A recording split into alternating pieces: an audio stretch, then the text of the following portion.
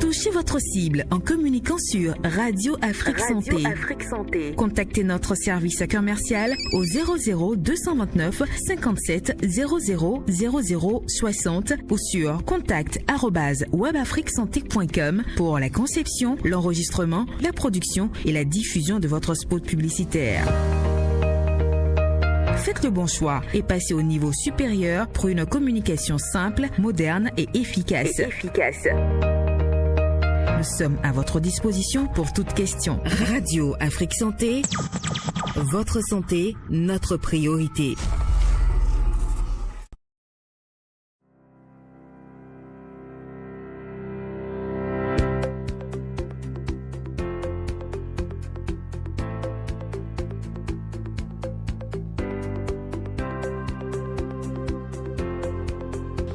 Bonsoir à tous et bienvenue sur un thème facile, un prélude à la journée mondiale de lutte contre la drépanocytose qui va être célébrée ce 19 juillet 2025. Nous consacrons donc ce numéro de votre émission à cette maladie. Comprendre la drépanocytose, c'est le thème autour duquel nous allons échanger cet après-midi avec mon invité déjà sur place, Dr Gédéon Kpanka. Bonsoir et bienvenue à Radio Afrique Santé. Bonsoir madame et merci beaucoup de me recevoir. C'est moi qui vous remercie. Aujourd'hui, nous parlons de la drépanocytose en prélude à la journée mondiale de lutte contre la drépanocytose. C'est quoi la drépanocytose en thème facile? La drépanocytose, c'est une maladie génétique autosomique récessive qui résulte de la mutation du gène codant pour la chaîne bêta de l'hémoglobine et qui est caractérisée par l'absence de l'hémoglobine normale A et la présence de l'hémoglobine S, qui est une hémoglobine anormale et qui entraîne dans certaines conditions la falsiformation irréversible des hématies. En termes plus simples, c'est l'absence de l'hémoglobine A et la présence de l'hémoglobine anormale S. Pour vous expliquer plus en détail, pour vivre, on a besoin d'oxygène. Nos cellules ont besoin d'oxygène. Quand nous respirons, on s'approvisionne en oxygène. L'oxygène passe dans les voies respiratoires, ça rentre dans les poumons et ça va au niveau des alvéoles. Mais pour pouvoir quitter les alvéoles et aller au niveau des cellules, l'oxygène a besoin d'un transporteur, d'un véhicule. Et ce transporteur, c'est l'hémoglobine qui est contenue dans les globules rouges ou bien les hématies. Quand on prend un individu lambda, chaque individu est constitué de deux types d'hémoglobine. Il y a un hémoglobine que l'on reçoit de papa et il y a un autre type d'hémoglobine que l'on reçoit de maman. L'hémoglobine normale, c'est l'hémoglobine A. Pourquoi? Pour pouvoir aller des alvéoles jusqu'au niveau des cellules, l'hématie doit passer dans la circulation sanguine. Il doit passer dans les vaisseaux. Et ces vaisseaux n'ont pas tous un trajet rectiligne. Ils n'ont pas également le même calibre. Il y a certains vaisseaux, notamment les capillaires, qui sont tellement petits. Et pour pouvoir passer au travers de ces vaisseaux, les hématies doivent avoir des caractéristiques spécifiques. Ces caractéristiques, en premier lieu, il y a la forme des hématies. Les hématies doivent être des disques biconcaves. Et deuxièmement, les hématies doivent être flexibles. Ces deux caractéristiques permettent aux hématies qui transportent l'oxygène, lorsqu'ils traversent ces capillaires qui sont des vaisseaux très fins, de se déformer, de se plier, de se tordre, de se creuser pour pouvoir accéder aux cellules et les approvisionner en oxygène. Chez un sujet qui est AA, c'est-à-dire un sujet sain, l'hémoglobine a ces propriétés-là. Mais chez le sujet drépanocytaire, en raison de la mutation du gène qui code pour la chaîne bêta de l'hémoglobine, le sujet n'a pas ce type d'hémoglobine. Il a plutôt un autre type d'hémoglobine qu'on va qualifier d'hémoglobine S qui est anormal. Cette hémoglobine, au lieu d'avoir la forme d'un disque biconcave, dans certaines conditions, l'hémoglobine va se polymériser et va faire que l'hématie aura une forme falciforme. Cela se produit l'anormalité. Maintenant, il y a également une deuxième caractéristique, la flexibilité. En raison de la polymérisation de cette protéine, l'hémoglobine du sujet drépanocytaire, l'hématie du sujet drépanocytaire sera rigide. Donc, quand cette hématie sera au niveau des capillaires, il ne peut pas se déformer pour pouvoir passer dans les capillaires et atteindre les cellules et les approvisionner en oxygène. Il y aura donc des bouchons. Donc, toutes les cellules ou bien les organes qui sont situés en aval du bouchon vont manquer d'oxygène. Ils vont donc commencer par souffrir, c'est l'ischémie, et c'est ça qui est responsable de la douleur osseuse que l'on nomme crise vaso-occlusive. Je pense qu'on va y arriver. On va venir au niveau. Vous allez nous détailler ce que c'est que la crise vaso-occlusive. Mais avant, on retient que la drépanocytose, c'est tout simplement la présence de l'hémoglobine normale qui est A et l'absence de l'hémoglobine c'est normale. plutôt l'absence de l'hémoglobine A qui est normale et la présence de l'hémoglobine S. Dites-nous comment se transmet la maladie. La maladie, comme je vous ai dit, c'est une maladie génétique. Ça veut dire quoi? Ça veut dire que on n'attrape pas la maladie en étant exposé à l'alcool ou bien au tabac ou bien parce qu'on nous a jeté la sorcellerie. C'est une maladie qui est innée. On est avec. Qu'on soit une fille ou qu'on soit un garçon, on peut avoir la maladie. Je vous avais dit que chaque individu a deux types d'hémoglobine. Il y a un hémoglobine que l'on reçoit de papa. Il y a un hémoglobine qu'on reçoit de maman. Si papa et maman ne sont pas des sujets sains, c'est-à-dire quoi? Papa n'est pas AA. Papa peut être AS, par exemple, ou bien SS, ou bien SC, et que maman est également dans la même condition, papa peut me transmettre son hémoglobine anormale, S, et maman également va faire la même chose. Dans ce cas, l'enfant sera malade. C'est seulement quand l'individu a l'hémoglobine anormale S et qui n'a pas d'hémoglobine A qui est normale que la personne sera malade.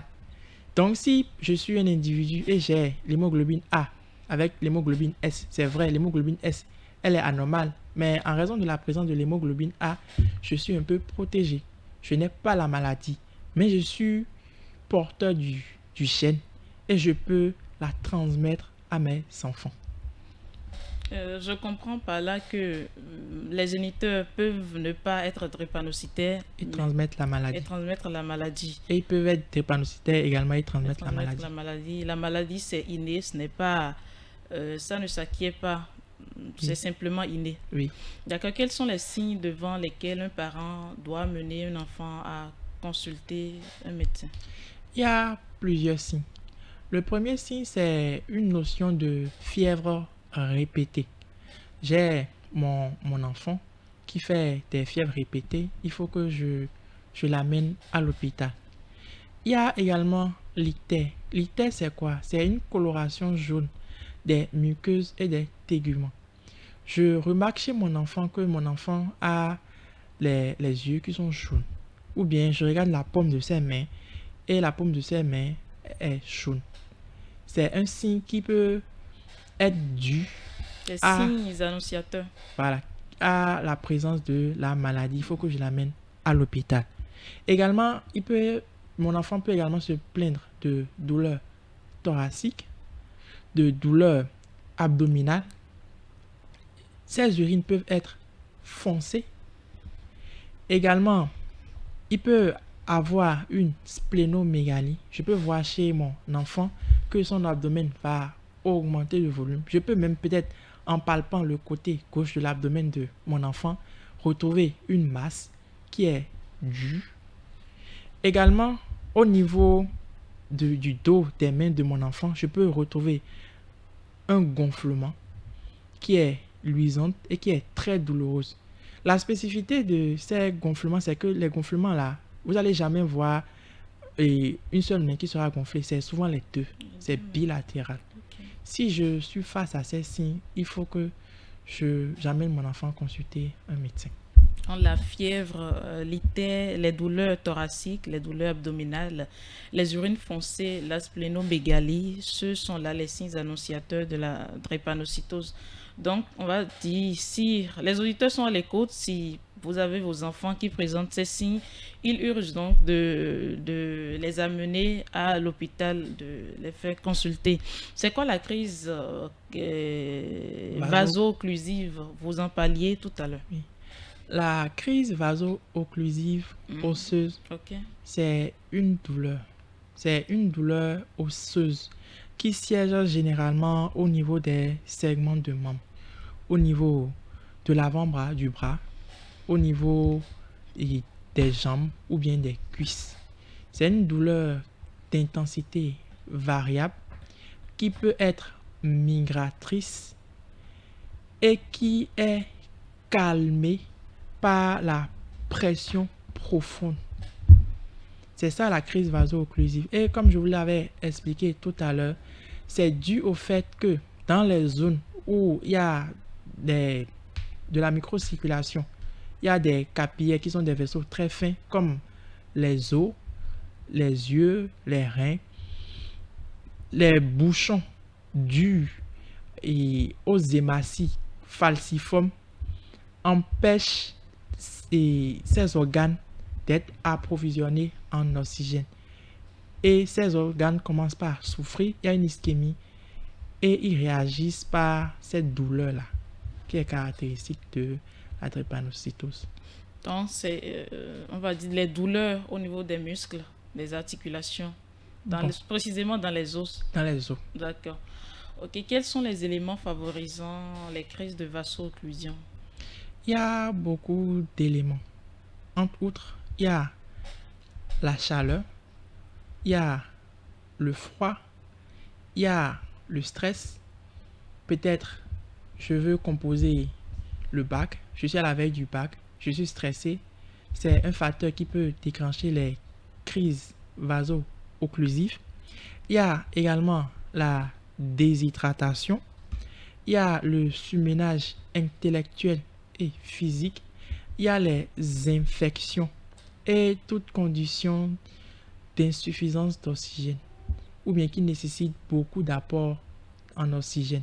Quand on fait des activités physiques, du sport par exemple. Donc, ce sont ces signes-là qui occasionnent la maladie. Ce sont ces facteurs-là qui entraînent la polymérisation de l'hémoglobine S et qui entraînent la falsiformation des hémoglobines, qui entraînent les crises vaso-occlusives. Est-ce qu'on peut guérir de la drépanocytose? Il y a des espoirs de traitement à base de cellules souches, mais qui ne sont pas disponibles dans notre contexte. Ici au Bénin, on fait beaucoup plus un traitement symptomatique. On traite les symptômes et on traite les complications. Idéalement, on essaye même d'éviter ces complications. Quand le diagnostic est fait précocement, on essaye de faire tout ce qui est de notre possible pour pouvoir éviter la survenue de ces complications.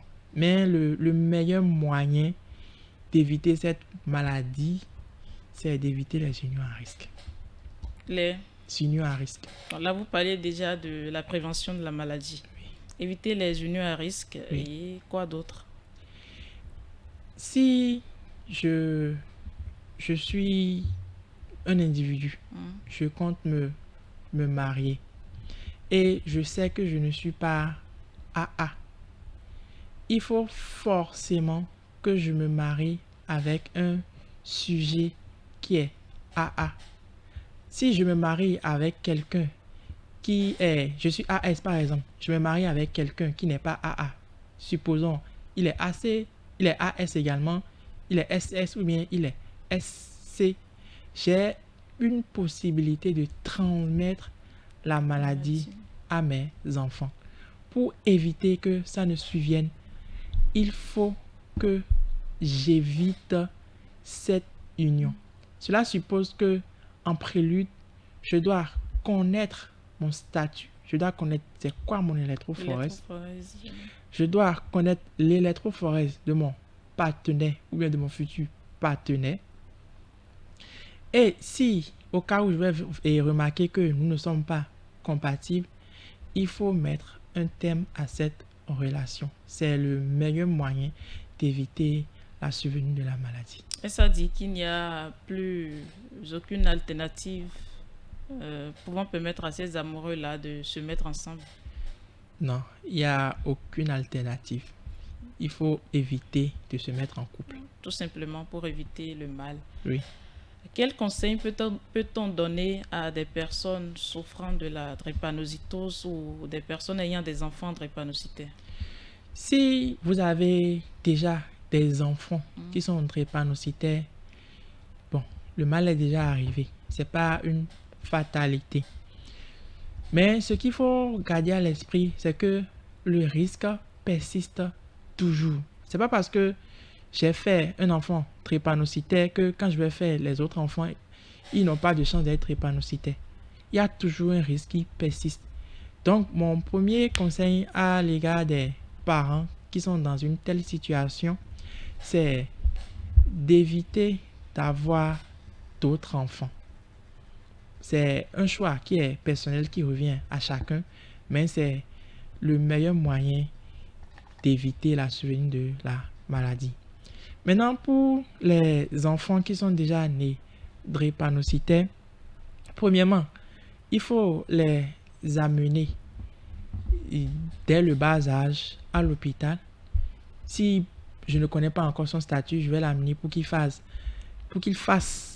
un dépistage systématique pour savoir s'il est drépanocytaire ou non. S'il est drépanocytaire, il faut que je lui porte une attention particulière. Parce que, comme je vous l'ai expliqué, il y a beaucoup de facteurs de risque qui peuvent déclencher les crises chez ces enfants-là. Donc, chez ces enfants, il faut respecter le calendrier vaccinal. On doit les amener à l'hôpital. Ils doivent avoir toutes leurs vaccinations à jour. C'est un traitement à vie, c'est ça? Les vaccinations, non. Non, je parle du traitement de la drépanocytose. Bon, il n'y a pas de traitement comme je vous l'explique. Ce que je suis en train de dire, c'est ce qu'il faut faire pour éviter, pour prévenir les crises vaso-occlusives et les complications chez les sujets drépanocytaires. Parce que j'avais dit que les infections constituent un facteur de risque des crises vaso-occlusives. Et ça peut également conduire à certaines complications. Donc, pour éviter la survenue des infections chez ces enfants-là, ces enfants doivent être amenés régulièrement à l'hôpital et ils doivent avoir leur calendrier vaccinal à jour. Il faut que ces enfants évitent également les différents facteurs de risque.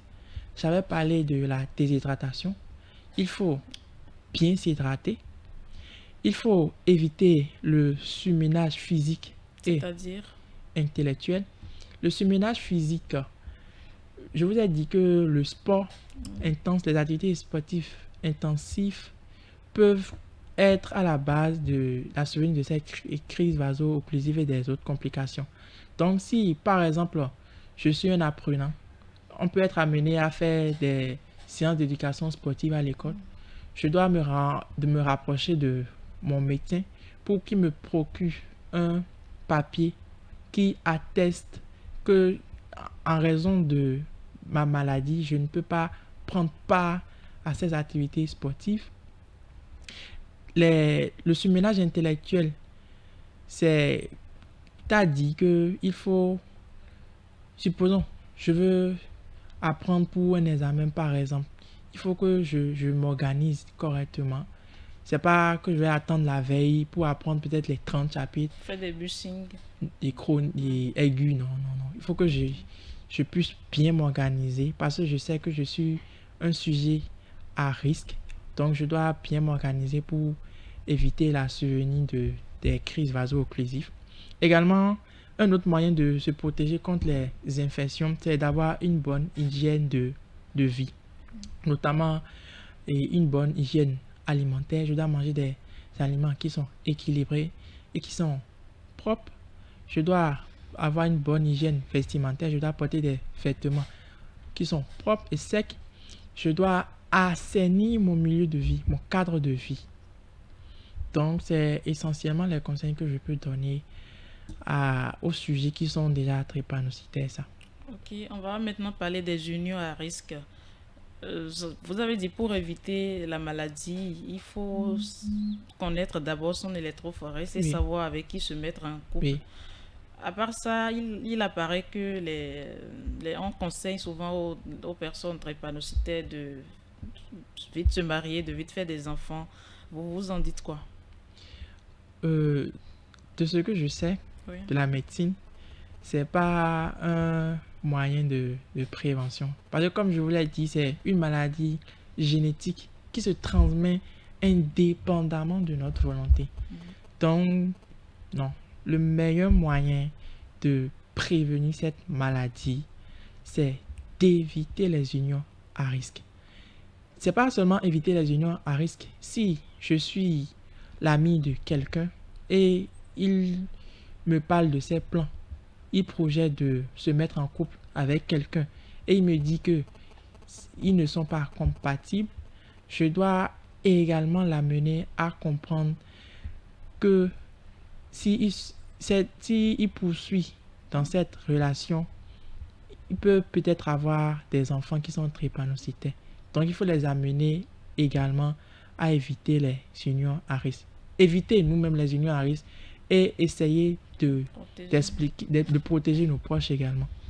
Nous tendons pratiquement vers la fin de cette émission. Avez-vous d'autres conseils pratiques ou quelque chose à ajouter rapidement? Bon, je pense que j'ai balayé l'ensemble de ce qu'il fallait être dit. Mais la drépanocytose, c'est quelque chose que nous pouvons éviter. Donc, je dis et je le redis encore, le meilleur moyen de se prévenir de cette maladie, c'est d'éviter les unions à risque. Et aussi d'éviter les facteurs favorisant le mal, à savoir la chaleur. Non, ça c'est chez les sujets qui sont déjà nés drépanocytaires. Ok, ceux qui sont déjà nés. Si on évite de se mettre ensemble et qu'on n'a pas des enfants qui sont drépanocytaires, on n'aura pas à faire tout ça. Okay, donc c'est pour ça que je dis que c'est le meilleur moyen d'éviter la maladie. C'est d'éviter les unions à risque. Okay. C'est la fin de cette émission. J'ai reçu Dr Gédéon Kpanka, il est médecin généraliste. À la mise en onde de cette émission, Ario Azelinon. Devant ce micro, Rachel Possassi, j'ai eu le plaisir d'animer cette émission. Se donne rendez-vous lundi prochain, même heure, même canal. Merci pour votre écoute, chers fidèles auditeurs de Radio Afrique Santé.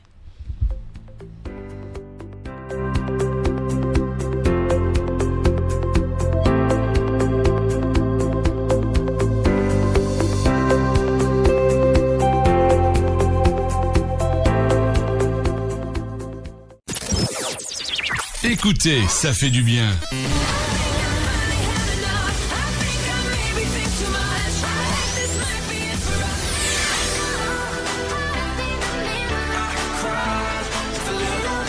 Oh oui, ça fait du bien.